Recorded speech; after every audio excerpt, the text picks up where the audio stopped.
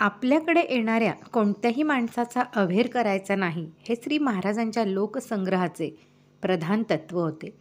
त्यामुळे काही निमित्ताने त्यांचा निंदक जरी त्यांच्याकडे आला तरी ते त्याच्याशी फार प्रेमाने वागत. तीच रीत व्यसनी माणसाशी वागताना ते पाळीत असत. याचा परिणाम असा होई की तो मनुष्य आपोआप त्यांना वश होऊन जाई आणि एकदा तो वश झाला की त्याला भगवंताच्या मार्गावर नेऊन सोडण्याची त्यांची करामत त्याला लवकरच अनुभवायला सापडे.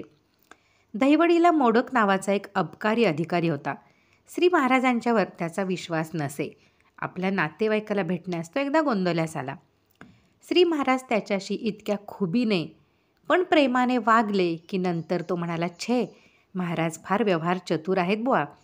मला ही कल्पना नव्हती. त्याचप्रमाणे गदगला एक चांगल्यापैकी वकील होता. त्याची श्री महाराजांच्यावर खरी श्रद्धा होती, पण तो व्यसनी होता.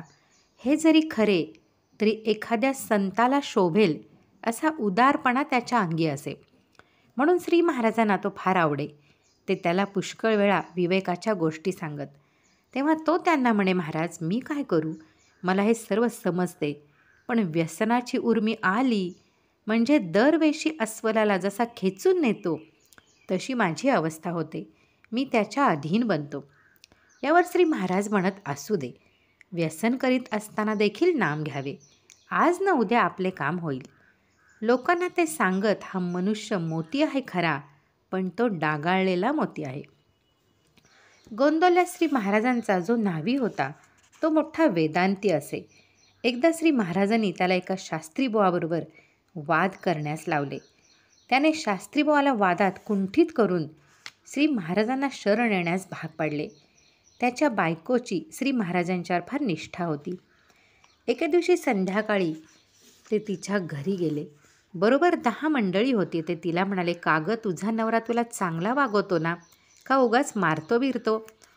तिने उत्तर दिले, नाही महाराज, मला तो त्रास देत नाही. यावर श्री महाराज बोलले, अगं, हे वेदांती लोक बोलायला जितके चांगले असतात तितकेच ते वागायला वाईट असतात. तेथून निघाल्यावर त्यांनी कासेगावकर यांना काही प्रश्न विचारला. त्यांनी उत्तर दिले, महाराज, मला हे कळत नाही. तेव्हा श्री महाराज म्हणाले, मला कळत नाही हे मला फार आवडते. एके दिवशी संध्याकाळी 7 वाजता श्री महाराज धाकट्या मंदिरामध्ये आरतीला उभे होते. मंडळी बरीच होती. इतक्यात श्री महाराजांच्या जवळच्या नात्यातली 17-18 वर्षाची एक मुलगी धाकट्या गोंदावल्याहून एकटी धावत आली आणि सरळ मंदिरात येऊन श्री महाराजांच्या कमरेला मिठी मारून ती मोठ्याने रडू लागली. तिच्या तहान्या मुलाला आकडी आल्यामुळे ते बेशुद्ध झाले होते. या प्रसंगात श्री महाराजांच्या शिवाय आपल्याला कोणी नाही असे मनात आणून तिने त्या पोराला घरीच ठेवले आणि आपण एकटी श्री महाराजांच्याकडे धावत आली. आईचे मुलाविषयीचं ते प्रेम पाहून श्री महाराजांच्या डोळ्यांना पाणी आले. त्यांनी तिला धीर देऊन शांत केले. भडगावकरांकडून औषध दिले, श्रीरामाचा अंगारा दिला आणि एक मनुष्य बरोबर देऊन घरी पोचती गेली. हा प्रकार पाहून काही नवीन मंडळींच्या मनात विकल्प आला. आरतीनंतर श्री महाराज मुद्दाम निरूपणास बसले आणि म्हणाले, व्यवहारात मला एकच प्रेम समजते, ते म्हणजे आईचे मुलावरचे. समजा तुमची नात अशा प्रसंगात सापडून तुमच्याकडे धावत आली तर तुम्ही काय कराल? तिला झिडकारून बाजूला साराल? आईचे प्रेम देहबुद्धीचेच खरे, तरी पण त्यातल्या त्यात ते फार शुद्ध आणि निस्वार्थी असते. साधूजवळ प्रेम असते म्हणून लोक त्याला चिकटतात.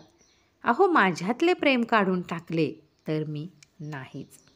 श्री गोंदवलेकर महाराजांच्या चरित्रामधून. श्रीराम जय राम, जय जय राम.